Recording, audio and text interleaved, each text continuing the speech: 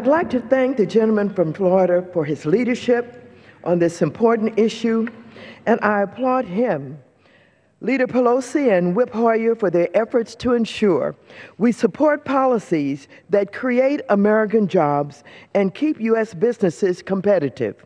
And I find the contrast with the bills we consider this week particularly striking, as the out-of-touch Republican leadership wastes our time with measures that deny science and strip workers of critical rights.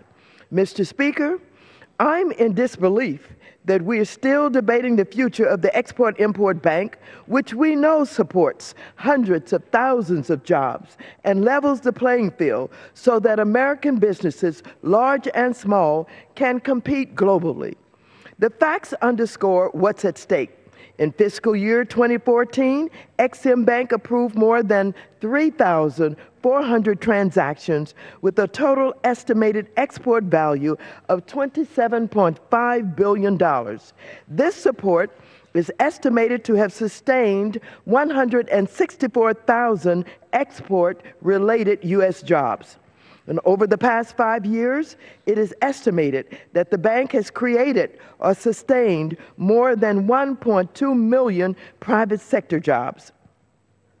Moreover, all this was accomplished as the bank returned over $674 million back to the American taxpayers just last year.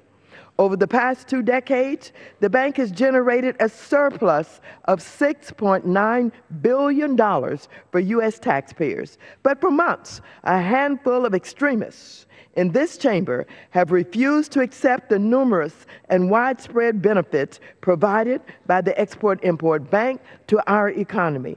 They have ignored these numbers, as well as the diverse array of interests who support the bank, such as the United States Chamber of Commerce, the National Small Business Association, the National Association of Manufacturers, labor unions, such as the AFL-CIO, and many others.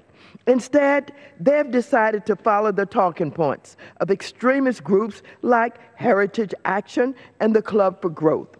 I find it ironic that Republicans are actively working to ensure this important engine of job creation closes its doors, while also waging war with President Obama over the Keystone XL pipeline, which even the most inflated estimates say would create far fewer jobs than Ex-Im. However, I've been heartened to see a number of frustrated Republicans, some of them even Tea Partiers themselves, say enough is enough, and have chosen to stand up for real workers and businesses rather than a handful of ideologues dictating policy from a Washington think tank.